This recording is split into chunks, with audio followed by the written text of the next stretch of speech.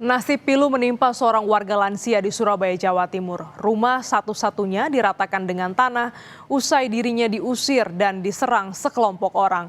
Korban mengaku tak pernah menjual lahan tersebut dan dugaan penyerobotan pun menguat.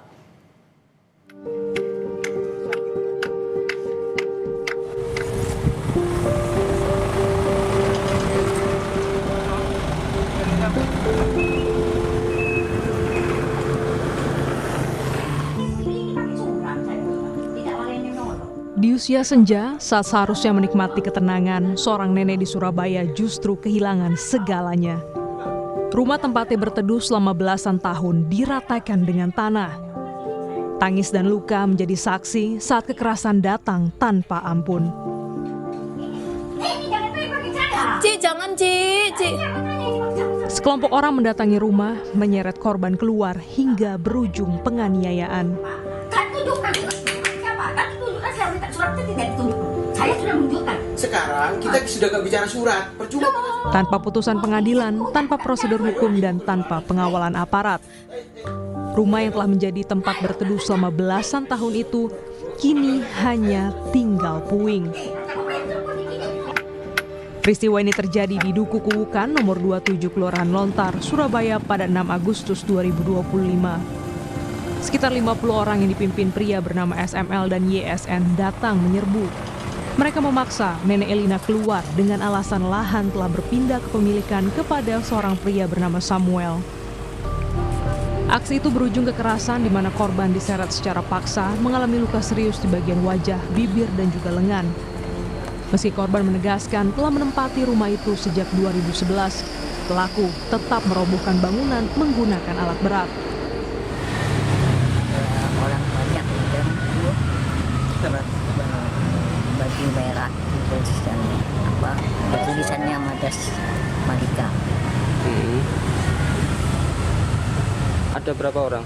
Banyak. Kuasa hukum korban menjelaskan kelompok massa menerobos masuk meski telah ditolak. Tak hanya merobohkan rumah, mereka juga mengangkut seluruh isi rumah. Akibatnya seluruh harta benda milik Nenek Elina lenyap, termasuk dokumen-dokumen penting seperti sertifikat tanah yang diduga menjadi bukti hak kepemilikan sah. Datang ke rumah nenek tersebut, terus kemudian setelah itu melakukan pengusiran secara paksa. Dengan cara nenek tersebut awalnya ditarik ya Bu, ditarik, terus kemudian diangkat, kemudian dikeluarkan dari rumah. 4 sampai 5 orang ya. Karena si nenek tidak mau keluar pada waktu itu di rumahnya. Atas kejadian ini, korban melaporkan kasus ini ke polisi pada Selasa 23 Desember. Wakil Wali Kota Surabaya, Armuji, melakukan inspeksi mendadak atau sidak terkait kasus viralnya Nenek Elina yang rumahnya dirobohkan secara paksa.